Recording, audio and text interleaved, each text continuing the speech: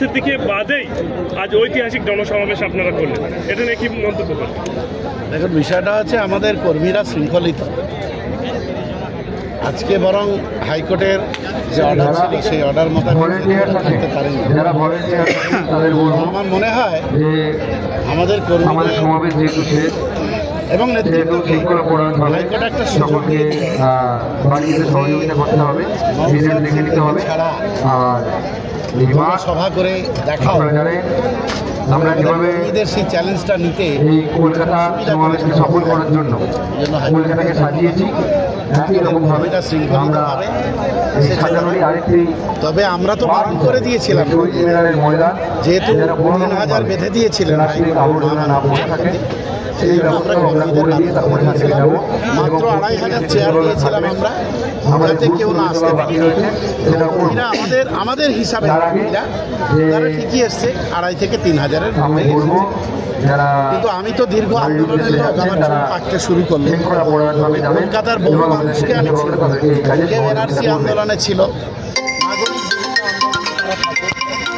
আমরা দেখেছি সেই তপসিয়া, খিদিরপুর, বেগবাগান, বিভিন্ন জায়গা থেকে মানুষ এখানে চলে এসেছে।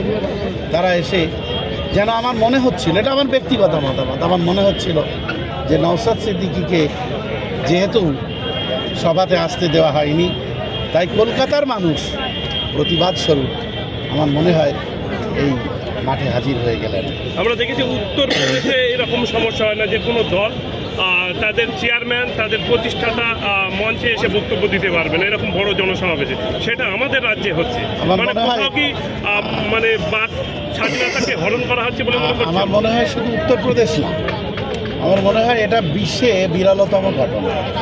যে দলের সভা, সেই দলের প্রধান কাণ্ডারি, তাকে আসতে দেয়া হবে না। এবং তার বিরুদ্ধে কি অভিযোগ? তার বিরুদ্ধে তো তেমন কিছু অভিযোগ নেই যে এই কারণে তাকে আসতে দেওয়া যাবে না। তো যাই হোক, এটা হাইকোর্টের অবজারভেশন। হাইকোর্ট বলেছেন যে তাকে আসতে দেওয়া যাবে না। আজ পর্যন্ত নওশাদ সিদ্দিকী একটাও অসাংবিধানিক কথা বলেছে কিংবা অশান্তি সৃষ্টি করেছে এরকম তো কেউ বলতে পারবে না। আমি বলতে চাই নওশাদ সিদ্দিকী কোনোদিন সাম্প্রদায়িক কথা বলেছে এ কথা কেউ বলতে পারবে না।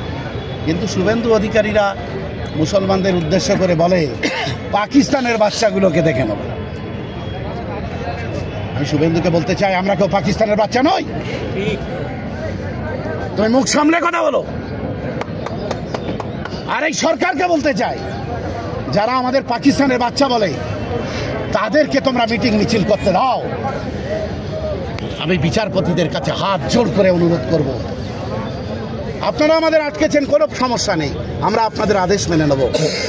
কিন্তু যারা পাকিস্তানের বাচ্চা বলে আমাদেরকে সম্বোধন করে, হাইকোর্ট স্বতঃপ্রণোদিত হয়ে তাদের বিরুদ্ধে মামলা করুন, করে বিচার ব্যবস্থাও তার নিরপেক্ষতা দেখাক। এটা ভারতবর্ষের প্রত্যেকটা মানুষ চায়। সুকান্ত মজুমদার হুগলির কুন্তিঘাটে জনসভা করে বলছেন প্রত্যেকটা হিন্দু বাড়িতে অস্ত্র রাখতে হবে। কিসের জন্য বলছেন? মহামান্য আদালতের কাছে অনুরোধ করব, স্বতঃপ্রণোদিত মামলা করুন, করে এগুলোকে রুখুন। আর এই সরকার তাদের বিরুদ্ধে কোনো ব্যবস্থা নেয় না, খালি কিভাবে নওশাদ সিদ্দিকীকে আটকানো যাবে সেই ব্যবস্থা নিচ্ছে। আচ্ছা, বিজেপি কোনো সভা করলে সেখানে কোনো সমস্যা হয়? আমি তো বলছি, আইএসএফ করলে, কোথাও ভাঙড়ে করলে সেখানে সমস্যা, কলকাতায় করলে সমস্যা, তো আইএসএফ কোথায় সভা করবে? সেটা কি রাজ্য সরকার? একটু আগে স্লোগান হচ্ছিল, আপনারা দেখেছেন। নওশাদ সিদ্দিকী গাছের মগডালেও আছে, আবার পাতাতেও আছে, আর মাটিতেও আছে। নওশাদ সিদ্দিকী বাস স্ট্যান্ডেও আছে, হৃদয়েও আছে, ট্রেনেও আছে। নওশাদ সিদ্দিকীকে আটকানোর চেষ্টা করলে ভুল করা হবে। আমরা দেখেছি ওএমআর সিটে 0 মার্ক মানে নাম্বার, কিন্তু তারা চাকরি করছে। যোগ্য ক্যান্ডিডেটরা রাস্তায় এখনো ধর্ণা। সমস্যা তো এইটাই, নওশাদ সিদ্দিকী তো এইগুলোই বলছেন। নওশাদ সিদ্দিকীর কর্মীরা তো আন্দোলন করছেন এইগুলো নিয়েই, আর তাতেই তো বুকে ব্যথা উঠছে কারো কারো। এটাই তো সমস্যা।